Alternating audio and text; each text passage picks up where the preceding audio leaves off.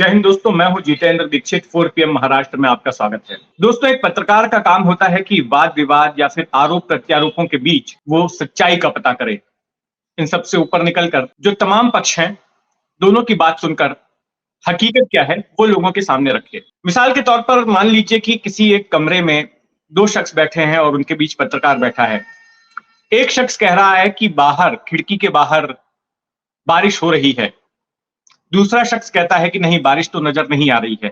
अब पत्रकार का काम ये नहीं है कि वो दोनों के बयान छाप दे कि एक का कहना है कि ये बारिश हो रही है, एक का कहना है कि बारिश नहीं हो रही है। छापने से पहले पत्रकार को ये जाकर खुद पुख्ता करना है कि आखिर किसकी बात सही है, क्या वाकई में बारिश हो रही है या नहीं हो रही है, और फिर उस तथ्य को अपने प्रकाशन में जगह देनी है। तो ऐसा ही कुछ इस वक्त हो रहा है बाबरी मस्जिद गिराए जाने के क्रेडिट को लेकर। तो हम पड़ताल करेंगे कि आखिर जो क्रेडिट का दावा कर रहे हैं जो लोग, उनमें कितनी सच्चाई है। एक तरफ बीजेपी ने यह स्पष्ट कर दिया है कि आने वाले लोकसभा चुनाव वो राम मंदिर के मुद्दे को लेकर लड़ेंगे और इसके लिए माहौल भी जोर शोर से बनाना शुरू हो गया है। तो दूसरी तरफ शिवसेना भी है, उद्धव ठाकरे वाली शिवसेना, जिसका कहना है कि आज अगर राम मंदिर का निर्माण मुमकिन हो पाया है तो इसमें उनकी भूमिका रही है, क्योंकि बाबरी मस्जिद शिव सैनिकों ने गिराई। लेकिन इसी बात को लेकर विवाद है। बीजेपी का कहना है कि शिवसेना झूठ बोल रही है। हाल ही में देवेंद्र फडणवीस, जो कि महाराष्ट्र के उप मुख्यमंत्री हैं और बीजेपी के दिग्गज नेता हैं, उनका कहना है कि जब बाबरी मस्जिद 6 दिसंबर 1992 को गिराई गई, उस वक्त वे स्वयं अयोध्या में मौजूद थे। उनकी उम्र 20 साल की थी और बाबरी मस्जिद गिराए जाने के बाद उनको गिरफ्तार करके बदायूं की जेल में भी रखा गया था।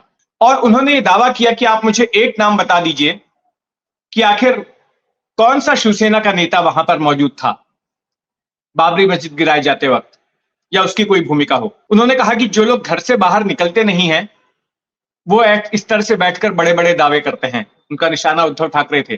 फडणवीस ने यह कहा कि जब बाला साहब ठाकरे से पूछा गया था बाबरी मस्जिद गिराए जाने के बाद कि क्या ये बाबरी मस्जिद शिव सैनिकों ने गिराई, तब बाला साहब ने भी यदि शब्द का इस्तेमाल किया था। अगर मेरे शिव सैनिकों ने बाबरी मस्जिद गिराई है तो ये मेरे लिए गर्व की बात है। लेकिन उन्होंने भी सीधे तौर पर यह नहीं माना था कि बाबरी मस्जिद उनके शिव सैनिकों ने ही गिराई है। तो इस आधार पर देवेंद्र फडणवीस ये कह रहे हैं कि उद्धव ठाकरे झूठा दावा कर रहे हैं कि शिव सैनिकों ने बाबरी मस्जिद गिराई थी। अब इस पर उद्धव ठाकरे ने भी पलटवार किया और पहले तो उन्होंने एक निजी टिप्पणी कर दी देवेंद्र फडणवीस के ऊपर और कहा कि फडणवीस अगर ये दावा कर रहे हैं कि वो मस्जिद गिराए जाते वक्त वहां मौजूद थे तो जरूर उनके वजन से बाबरी मस्जिद गिर गई होगी। ये पहले भी इस तरह का बयान दे चुके हैं उद्धव ठाकरे। दूसरा, उद्धव ठाकरे ने यह कहा कि देवेंद्र फडणवीस ने अपना होमवर्क नहीं किया है। अगर वो अपना होमवर्क करते तो उन्हें पता चलता कि लाल कृष्ण आडवाणी समेत बीजेपी के नेता सुंदर सिंह भंडारी, इन दोनों ने ही कहा था कि शिवसैनिकों ने ही बाबरी मस्जिद गिराई है। ऐसे में बिना होमवर्क किए देवेंद्र फडणवीस झूठा क्रेडिट ले रहे हैं, जबकि बाबरी मस्जिद को गिराए जाने में शिवसेना की भूमिका रही है। तो अच्छा, हकीकत क्या है? एक तरफ बीजेपी का दावा है, दूसरी तरफ शिवसेना का दावा है। हकीकत क्या है? मैंने अपनी किताब बॉम्बे आफ्टर अयोध्या के लिए इसी सवाल की पड़ताल की थी और उस वक्त अयोध्या गए शिवसैनिकों से मैंने बात की थी और कुछ चश्मदीदों से भी बात की थी जो 6 दिसंबर 1992 को वहां पर। तो आपको बताता हूं उनसे क्या निकल कर आया। देखिए, 2 जत्थे महाराष्ट्र से कार सेवा के लिए गए थे अयोध्या। एक जत्था मनोहर जोशी की अगुवाई में निकला था, दूसरा जत्था मुंबई के पूर्व महापौर नंदू साटम की अगुवाई में निकला था।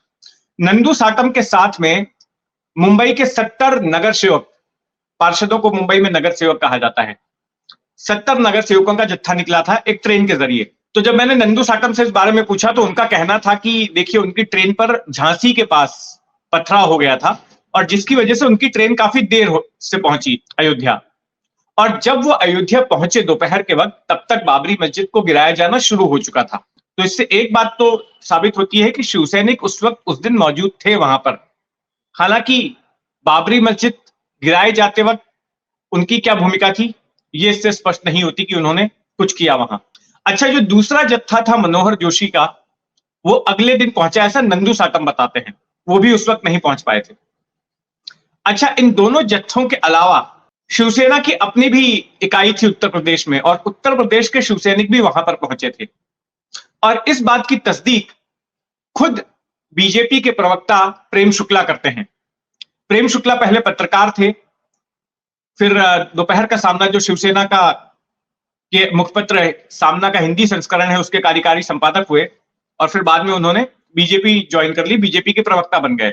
तो प्रेम शुक्ला से जब मैंने बात की तो उन्होंने बताया कि 6 दिसंबर 1992 को वे बतौर पत्रकार अयोध्या में मौजूद थे, और उन्होंने देखा कि वहां पर शिवसैनिक मौजूद थे। महाराष्ट्र के भी एक शिवसेना के नेता वहां पर थे, और पवन पांडे जो उत्तर प्रदेश शिवसेना के प्रमुख थे, अध्यक्ष थे, वे भी वहां पर मौजूद थे, लेकिन उन्होंने मस्जिद गिराते वक्त पवन पांडे को नहीं देखा। यह अलग बात है कि जब मस्जिद गिर गई तो उसके बाद जो मीर बांकी का शिलालेख था, उसको साथ लेकर पवन पांडे ने अपनी तस्वीर जरूर खिंचा ली थी, यह साबित करने के लिए। और इसी आधार पर बाला साहब ठाकरे ये दावा करते हैं कि अगर मेरे शिवसैनिकों ने मस्जिद गिराई है तो मुझे गर्व है। दूसरी ओर उद्धव ठाकरे ने फडणवीस को यह भी कहा कि आरोपियों की लिस्ट देख ले, उसमें कितने शिवसैनिक हैं। शिवसैनिकों की भूमिका थी, तभी उनको इस मामले में आरोपी बनाया गया। उन्होंने कहा कि वे खुद सीबीआई की अदालत में हाजिर हो चुके हैं। एक बार शिवसेना के दिवंगत प्रमुख बाला साहब ठाकरे भी लखनऊ जा चुके हैं मुकदमे की सुनवाई के दौरान। तो यह दावा गलत है कि बाबरी मस्जिद गिराए जाते वक्त शिवसेना की कोई भूमिका नहीं थी। शिवसैनिक वहां पर थे, उपस्थित थे। यह अलग बात है कि जब बीजेपी के तमाम नेताओं ने अपनी जिम्मेदारी से हाथ झटक लिया तो उस वक्त मौके पर चौका बाला साहब ठाकरे ने मारा और जिम्मेदारी एक तरह से ले ली, वो भी पूरी पूरी नहीं। उन्होंने अगर शब्द लगाया सेफर साइड के लिए कि अगर यदि मेरे शिवसैनिकों ने मस्जिद गिराई है तो। हालांकि देवेंद्र फडणवीस का कहना है कि उस वक्त बीजेपी ने क्रेडिट इसलिए नहीं लिया क्योंकि उनको ऐसे निर्देश दिए गए थे कि क्रेडिट किसी संगठन को नहीं लेना है, कार सेवकों को ही क्रेडिट देना है, और इसलिए अनुशासन में रहते हुए कोई क्रेडिट नहीं लिया गया था। तो ये वो सच्चाई है जो मैंने अपनी किताब के जरिए जुटाई थी, अपनी किताब पर काम करते वक्त जुटाई थी, और बहरहाल आरोप प्रत्यारोप का सिलसिला जारी रहेगा। उद्धव ठाकरे को निमंत्रण भेजा जा चुका है, ऐसा राम मंदिर न्यास की ओर से बताया गया, लेकिन अभी इस बात पर सस्पेंस है कि 22 जनवरी को वो उद्घाटन समारोह में हाजिर रहेंगे या नहीं रहेंगे। तो इस जैसे तमाम सियासी किस्सों के लिए जुड़े रहें 4 PM महाराष्ट्र के साथ में। और ये कहानी आपको कैसी लगी कमेंट बॉक्स में जरूर लिखिएगा। जय हिंद।